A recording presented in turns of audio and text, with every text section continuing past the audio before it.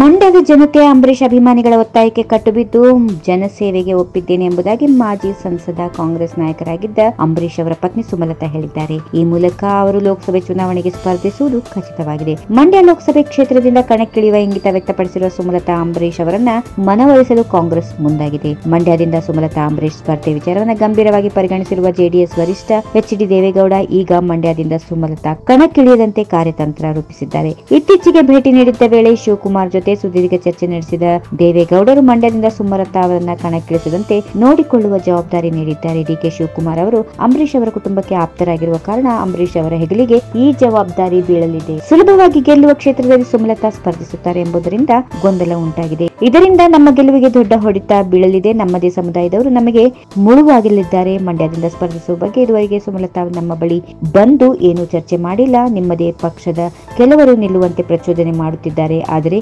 ಸುಮಲತಾ ಕಣಕ್ಕೆ ಇಳಿಯದಂತೆ ನೋಡಿಕೊಳ್ಳಬೇಕೆಂದು ಡಿಕೆಎಸ್ಗೆ ದೇವೇಗೌಡರು ಹೇಳಿದ್ದಾರೆ.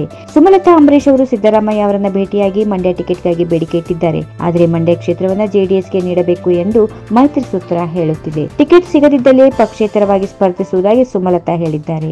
ಇದು ಜೆಡಿಎಸ್ ಕಾಂಗ್ರೆಸ್ಗೆ ಆತಂಕ ಉಂಟು ಮಾಡಿದೆ. ಮಾಧ್ಯಮ ಪ್ರತಿನಿಧಿಗಳ ಜೊತೆ ಮಾತನಾಡಿದಾಗ ಡಿಕೆ ಶಿವಕುಮಾರ್ ಮಂಡ್ಯದಲ್ಲಿ ಈಗಾಗಲೇ ಜೆಡಿಎಸ್ ಅಭ್ಯರ್ಥಿ ಗೆದ್ದಿದ್ದಾರೆ. ಹೀಗಾಗಿ ಅಲ್ಲಿ ಜೆಡಿಎಸ್ ಸ್ಪರ್ಧೆ ಮಾಡಲಿದೆ. ಸುಮಲತಾ ರಾಜಕೀಯಕ್ಕೆ ಬರುವುದಾದರೆ ಸಾಕಷ್ಟು ಅವಕಾಶಗಳಿವೆ ಎಂದರು. ಪರಮೇಶ್ವರ್ ಅವರ ಹೇಳಿಕೆ ಬಗ್ಗೆ ಮಾತನಾಡಿದ ಡಿಕೆ ಶಿವಕುಮಾರ್ ಅವರು ದಲಿತರಿಗೆ ಹೆಚ್ಚು ಅಧಿಕಾರ ನೀಡಿರುವುದು ಕಾಂಗ್ರೆಸ್ ಪಕ್ಷ. ಎಸ್ಸಿ ಸಮುದಾಯದ ಒಳ ಜಾತಿಗಳಿಗೂ ಆದ್ಯತೆ ನೀಡಿ ಸಚಿವರನ್ನಾಗಿ ಮಾಡಲಾಗಿದೆ. ಮಲ್ಲಿಕಾರ್ಜುನ್ ಖರ್ಗೆ ಅವರು ವಿಪಕ್ಷ ನಾಯಕರಾಗಿದ್ದಾರೆ ಎಂದು ಹೇಳಿದರು. ಈ ವಿಡಿಯೋ ನಿಮಗೆ ಇಷ್ಟವಾದಲ್ಲಿ ಲೈಕ್ ಮಾಡಿ, ಶೇರ್ ಮಾಡಿ, ಸಬ್ಸ್ಕ್ರೈಬ್ ಮಾಡಿ.